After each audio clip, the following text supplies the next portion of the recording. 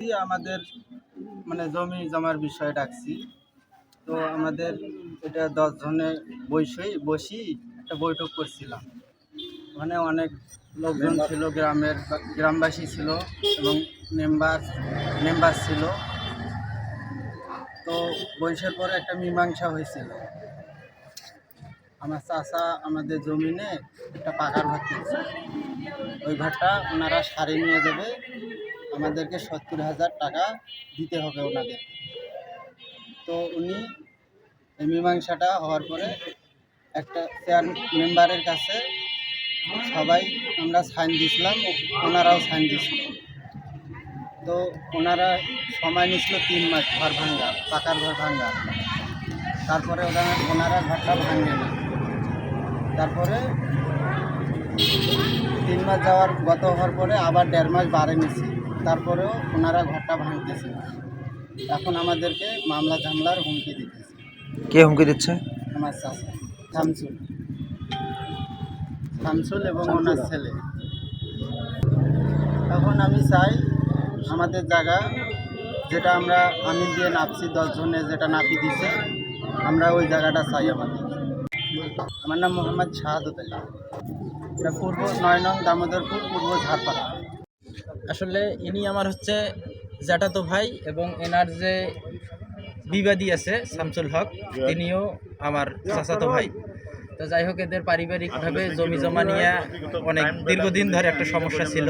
তো এই সমস্যার সুবাদে আজ থেকে 6 মাস আগে একটা বড় করে বৈঠক করা হয়। আমাদের এলাকার মুরব্বীরা ছিল, 2-3 জন হাজি সাহেব এবং মেম্বার এবং প্রাক্তন মেম্বার 2 জন উপস্থিত ছিল, এবং ওই শামসুল হকের শালাও ছিল, বড় শালা, একজন অবসরপ্রাপ্ত শিক্ষক। তিনিও এখানে আসি মীমাংসা করে দিছে। সেই মীমাংসার সুবাদে ও মীমাংসা আর কি ওরা সিদ্ধান্ত দেয় যে যে জায়গাটা আছে, এদের যে জায়গা মানে বাড়ি ভিটার যে 18 শতক পাবে, ওটা জমি জমা মাপা হয়েছে আমিন দিয়ে মাপার পরে দেখা যাচ্ছে যে 18 শতক করে পায়। কিন্তু দেখা যাচ্ছে যে শামসুল হক 21-22 শতক জমি এদের মানে মোটে খায়। সেই বেশিটা এদের এই আমার মজিদ ভাইয়ের, ওরা বেশি খায়। মুরব্বীরা দিয়েছিল ওদেরকে 3 মাস সময় দিয়েছিল ঘরটা সারে নেওয়ার জন্য। তারা কি রাজি ছিল? হ্যাঁ, তারা রাজি ছিল, এবং সেই মর্মে 2 পক্ষে সিগনেচার করে, এবং সেই কাগজটা আমাদের মেম্বারের কাছে জমা আছে। এখন সেই ইয়াতে আমাদের কথা হচ্ছে ওইটা সময় ছিল, কিন্তু ঘরটা সারবার গত কার্তিক মাস। কিন্তু কার্তিক মাস এরা টাকা জমা করছে, এক মাধ্যমের কাছে জমা করতে বলছে, ওখানে 20,000 টাকা জমা হয়েছিল, কিন্তু তারপরে ওরা সরাই নাই। না সরার পরে ওরা আবার সময় নিছে, আবার ওই মুরব্বীদের কাছ থেকে 1.5 মাস, সেটা হচ্ছে পৌষের 15 তারিখ পর্যন্ত সময়টা আসে। এই সময়টা আবার ওরা অতিবাহিত করে, কিন্তু তারপরেও ঘর সারায় না। আমরা এলাকাবাসী আছি, ওনার বাপদাদার অংশ উনি যতটুক পাবে বাড়ি ভিটার সুবাদে, যতটুক পাবে তাকে যেন তার হকটা বুঝাইয়া দেওয়া হয়।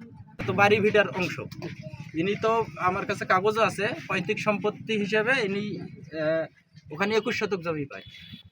থানায় একটা অভিযোগ করছে, থানায় গিয়ে ওরা একটা আমাদের মামলা ঝামলার একটা হুমকি দিয়ে একটা অভিযোগ করছে। আমরা চাচ্ছি হচ্ছে এলাকাবাসী, শুধু আমি না এবং গ্রামবাসী এখানে সবাই আছে, যেন তেনার হক যে বাড়ি ভিটা হিসাবে যতটুক পায় তার প্রাপ্য তাকে বুঝে দেওয়া হোক।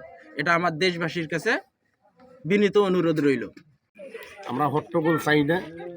আমাদের যেটা জমি, আমাদের হক জমি আমরা পাবো, এটা আপনারা আমাকে বিচার করে দেন। হ্যাঁ, এটা কয়েকবার এখানে বসানো হয়েছে এদের পারিবারিক দ্বন্দ্ব মেটানোর জন্য। তা ওনারা বিপক্ষ শামসুল হক উনি কিন্তু কথা শুনেনি, এবং এলাকার লোক যথেষ্ট চেষ্টা করতেছে, এখন পর্যন্ত তারা চেষ্টা করতেছে। এখন ওনারা অন্যায়ভাবে ওই ঘরটা ওনারা ভাঙতেছে না, এটা জোর জবরদস্তি করে ওই ঘরটা রাখতেছে। এই পর্যন্ত 3বার বৈঠক বসে, বৈঠকে 3বার কোনো সুরাহা না হওয়ার কারণে 4বারের বেলা এটা একটা সুরাহা হয়, লিখিত অভিযোগ, মানে লিখিত আকারে সুরাহা হয়েছে গ্রাম সালিশে। তার মধ্যে ছিল 9 নং দামোদরপুরের বিএনপির সভাপতি, উপজেলার সভাপতি কৃষক দলের, অন্য ব্যক্তি আরও ছিল, এবং শামসুল হকের সারু ভাই, আপন সারু ভাই, উনি সাবেক মেম্বার, উনি ছিল, আরও এলাকাবাসী বহুতে ছিল। থাকার পরে এখানে দুই পক্ষে সাইন সিগনেচার নিয়ে বলছে, আলাপ আলোচনার মাধ্যমে ওনারা বলছে যা বৈঠকে এখানে যা হবে দুই পক্ষে বলছে আমরা মাইনে নিব।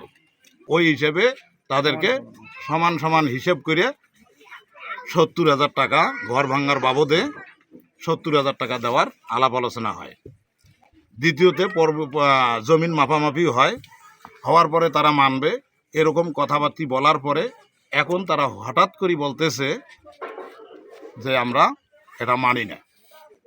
মানবেন না কেন? যখন না মানার কথা হয় তখন বিভিন্ন হুমকি তমকি দেওয়ার কারণে আমি জানতে পারি। পরবর্তীতে আসি, জানার পর আমি বললাম যে এখানে যে মীমাংসা হয়েছে তার তো একটা কাগজ আছে, তো তাদের কাছে যান, কাগজটা তো দরকার, যেহেতু তারা মানে নাই। তখন ওই মুহূর্তে তারা তাদের কাছে যায়, যাওয়ার পরে কাগজ চাইলে কালক্ষেপণ করে, অমুক করে তমুক করে, দেব আজ না কাল অমুকের সাথে কথা বলে। তখন এরকম করে কালক্ষেপণ করার পরে তখন বলছে যে কাগজ আগামী মঙ্গলবার দেব। কিন্তু মঙ্গলবারের কথা কইয়ে ওনারা বিভিন্ন জায়গায় বৈঠক করিয়ে, ইউনিয়ন সভাপতি বিএনপির উনি বিভিন্ন জায়গায় বৈঠক করিয়ে ওদেরকে দিয়ে আবার অভিযোগ করায় তাদের নামে, আবার এখানে হুমকি দিচ্ছে ওখানে যদি তারা যায় নিজের বাড়ির নিজে আগুন ধরে দিয়ে তারা মামলা চাপাবে এবং এলাকাবাসীর দিকে মামলা চাপাবে। 10 জন যে পাশে এবং এখানে ন্যায় এবং সুস্থ যেটা মানে করলে এলাকাবাসীর জন্য মানে যেটা করলে ভালো হয়, দুই পক্ষেই ভালো থাক, আমরা এইটাই চাইছিলাম, এই লক্ষ্যেই আমরা আছি। সালিশ হসলো ওরা বাড়িতেছে না, কিছু করতেছে না, তা অনেক কয়বার সালিশ হসলো। টাকা দেওয়া হয়েছিল এই বিষয়ে? হ্যাঁ হ্যাঁ, টাকা দেওয়া, হুমকি তো দিতেই আছে। আমরা কে দিচ্ছে হুমকি? হুমকি কে দিচ্ছে? হ্যাঁ, হুমকি ওরা।